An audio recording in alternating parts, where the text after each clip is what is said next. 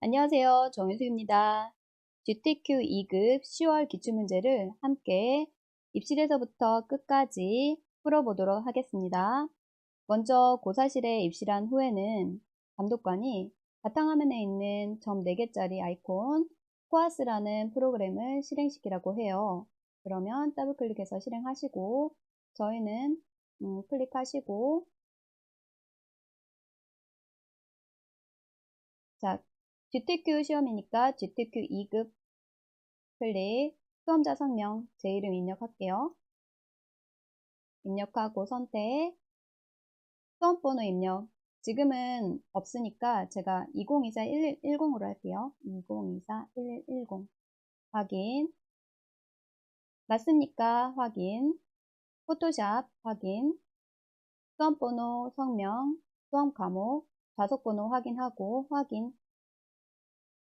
이러면 오른쪽 상단에 답안 전송이라는 핑크색 버튼이 생겨요. 그러면 우리가 문제 하나를 끝낼 때마다 답안 전송 클릭하시고 전송하시겠습니까? 확인. 그러면 만약에 1번 문제 끝났다고 하면 체크하고 해서 답안 전송하시면 돼요. 닫게 하겠습니까? 닫게 하겠습니다. 혹시 이 부분이 잘못되거나 접속이 안 된 경우에는 꼭 손을 들고 감독관에게 도와달라고 해야 합니다. 자, 이걸 하고 나면 수험자 PC가 시험 전까지 사용할 수 없는 잠금 화면 상태가 됩니다. 자, 그 다음에 감독관이 나눠준 시험지를 수험자 유의사항에 자, 여기서부터 여기까지 읽어줍니다. 우리도 같이 한번 읽어볼게요. 자, 수험자는 문제지를 받는 즉시 응시하고자 하는 과목 및 급수가 맞는지 확인한 후 수험번호와 성명을 작성합니다. 자, 그러면은 우리는 포토샵 맞는지 확인하고 2급 그리고 수험번호와 성명을 가져간 볼펜으로 기재를 합니다. 그 다음에 파일명은 본인의 수험번호 빼기 성명 빼기 문제번호를 공백 없이 정확하게 입력하고 답안 폴더는 어디? 내 PC 밑에 문서 밑에 GTQ에 자, 내 PC 밑에 문서 밑에 GTQ에 JPG 파일과 PSD 파일의 두 가지 포맷으로 저장해야 하며 자, 어떻게? 한 문제 끝날 때마다 JPG 파일 1개, PSD 파일 1개 이렇게 두 가지 포맷으로 저장해야 하며 JPG 파일과 PSD 파일의 내용이 상이할 경우 0점 처리됩니다. 그래서 우리는 1번 문제 끝나고 제대로 확인하고 저장하고 되도록이면 수정하지 않습니다. 괜히 수정했다가 다른 경우에는 0점 처리됩니다. 답안 문서 파일명이 수험번호 빼기 성명 빼기 문제번호와 일치하지 않거나 답안 파일을 전송하지 않아 미제출로 처리될 경우 당연히 불합격 처리됩니다. 문제의 세부 조건은 영문 가로 열고 한글 가로 닫고 형식으로 표기되어 있으니 유의하시기 바랍니다. 수험자 정보와 저장된 파일명, 저장 위치가 다를 경우 전송이 되지 않으므로 주의하시기 바랍니다. 답안자성 중에도 주기적으로 저장하는 말이 계속 나옵니다. 저장하고 답안 전송을 이용하여 감독위원 PC로 답안을 전송하셔야 합니다. 우리는 저장을 컨트롤 S로 계속 저장하시고 답안 전송은 문제 끝날 때마다 1번 문제 끝나고 1번 문제 JPG로 다른 이름으로 저장하시고 그 다음에 이미지를 줄여서 PSD로 저장을 하신 다음에 전송을 할 겁니다. 그 다음에 모든 수험자는 동일한 환경에서 시험이 시작되며 작업 환경 설정은 시험 시간 내에 진행합니다. 환경 설정은 시험 시간 내에 진행한다고 하네요. 이번 달부터 이 문구가 추가됐어요.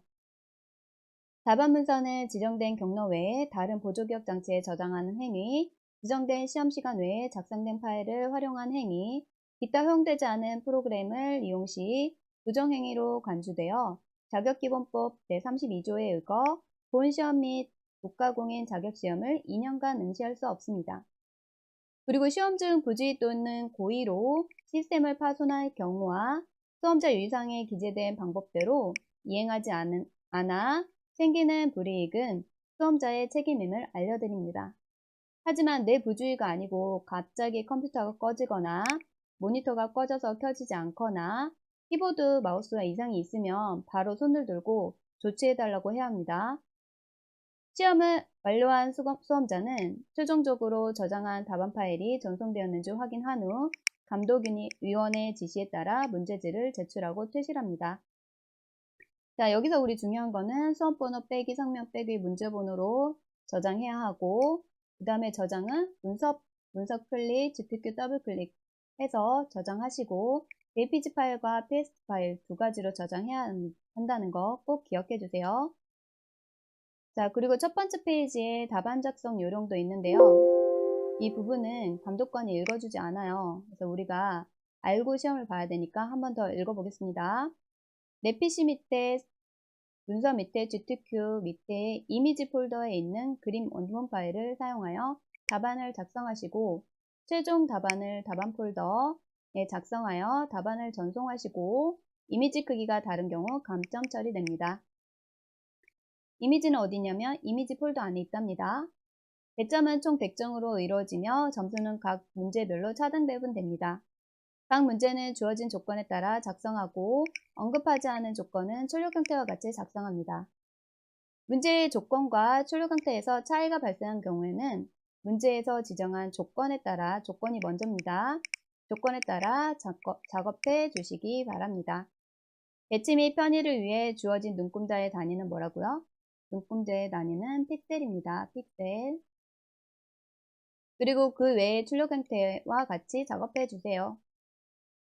문제에 서체 지정이 없는 경우 한글은 굴림이나 도듬, 영물은 에어리얼로 작업하십시오. 이미지 모드는 별도의 처리 조건이 없을 시에 뭘로 하라고요? 이미지 모드는 RGB 8비트로 작업합니다. 중요합니다. 모든 답안 파일의 해상도는 72픽셀로 작업하십시오. 해상도는 뭐라고요? 72픽셀로 작업합니다. 72. 레이어는 각 기능별로 분할해야 하며 임의로 합칠 경우나 각 기능에 대한 속성을 해제할 경우에는 해당 요소는 0점 처리됩니다. 병합하지 않고 분할합니다.